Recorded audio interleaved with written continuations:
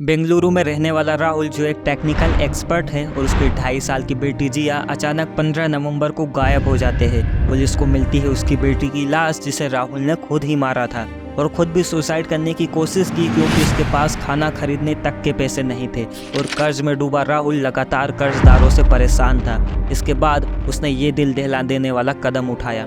और दूसरा मामला हमें सूरत, गुजरात से देखने को मिलता है, जहाँ पर स्कूल की फीस ना भरे जाने पर 7 साल के दिव्यांश को अपनी ही पीआर खाटीवाला स्कूल में बंधक बना लिया जाता है। तब फ़ोन पे उन्होंने मुझे बताया कि आपके बच्चे की 3rd टर्म की फ़ीस बाकी है, जो फ़ीस आपने पे नहीं की है उसके कारण से आपके बच्चे को दिया नहीं जा रहा है, और आप जब तक फ़ी पे नहीं करोगे तब तक आपके बच्चे को सौंपा नहीं जाएगा।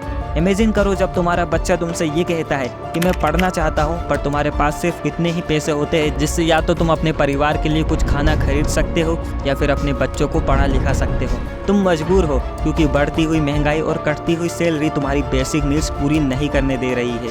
और ये सब कुछ हो रहा है the cost of living crisis. जैसे मैंने कई आर्टिकल, न्यूज़पेपर और फाइनेंशियल एक्सपर्ट की हेल्प से हम ये समझेंगे कि आखिर इंडिया में कॉस्ट ऑफ लिविंग क्राइसिस इतना बढ़ क्यों रहा है, जिससे इंडिया में महंगाई, अनएम्प्लॉयमेंट, लोगों की सैलरी में कटौती जैसी प्रॉब्लम तुम्हें फेस करनी पड़ रही है। एक टाइम था जब इंडिया को सोने की चिड़िया कहा जाता था और लोग सोने के सिक्कों से चीज़ें खरीदा करते थे। मैं बात कर रहा हूँ गुप्ता और मौर्य साम्राज्य की। यहाँ तक कि इंडिया की सबसे पहली सभ्यता इंडस वैली सिविलाइजेशन यानी सिंधु सभ्यता, जो 2600 BC से 1900 BC तक रहा था, ये सभ्यता शिप का यूज़ कर अलग अलग जगहों पर गोल्ड, कॉपर, ज्वेलरीज को बेचा करते थे। और आज भी उनके आर्किटेक्चर और रहन सहन का ढंग देखकर रिसर्चर हैरान हो जाते हैं कि आखिर कैसे इतनी पुरानी सभ्यता इतनी खुशहाल थी। और अगर मैं बात करूं मुगल काल की भी, तो इस समय भी भारत की जीडीपी पूरी दुनिया की जीडीपी का 25.1% था, जो उस समय इंडिया को दुनिया की 2nd लार्जेस्ट जीडीपी बनाती है। और 1600 ईस्वी में अकबर के खजाने की एनुअल रेवेन्यू ही 17.5 मिलियन पाउंड था, जो 200 साल बाद यानी 1800 ईस्वी में ब्रिटेन की टोटल रेवेन्यू ही 16 मिलियन पाउंड पर पहुंची। जरा आप ये चार्ट देखिए, जिसे प्रोफेसर एंगस मेडिसन की हेल्प से बनाया गया है, जिसमें इंडिया की जीडीपी दिखाई गई है, जहां 1000 AD में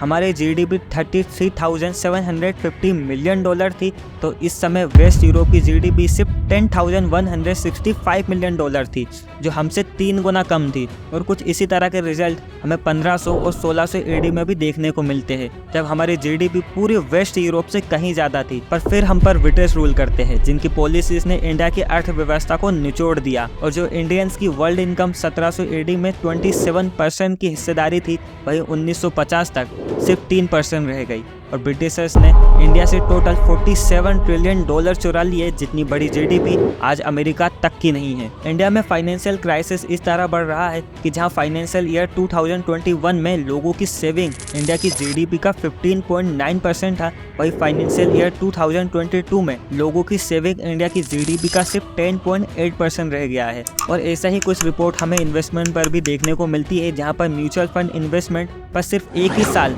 अगस्त 2020 की कंपैरिजन अगस्त 2021 में 31% की गिरावट देखने को मिली है। जिसका मतलब साफ है कि तुम्हारा घर का खर्चा इतना ज़्यादा बढ़ चुका है, जिससे ना ही तुम इन्वेस्टमेंट कर पा रहे हो और ना ही सेविंग।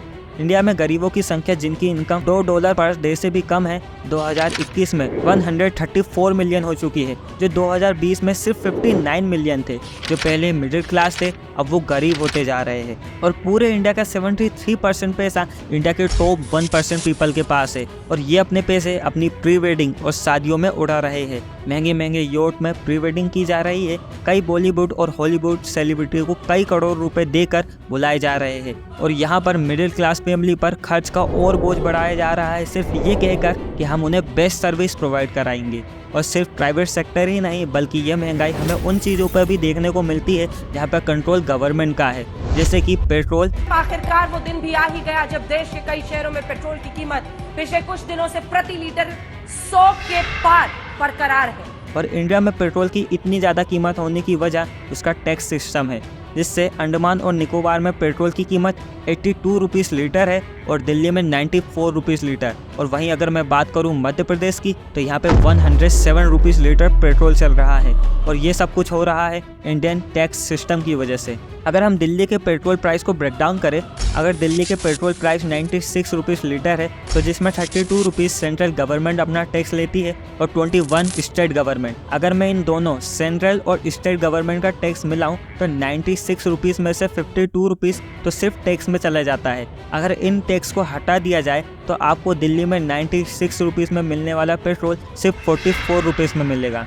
और इंडियन पेट्रोल पर सिर्फ आपको सेंट्रल और स्टेट गवर्नमेंट ही नहीं बल्कि dealers charge, commission of dealers जैसे खर्च भी होते हैं, जिससे पेट्रोल प्राइस और हाई हो जाता है। पर आखिर इंडिया में कॉस्ट ऑफ लिविंग क्राइसिस इतना बढ़ क्यों रहा है? इसमें पहला रीज़न है कोविड-19।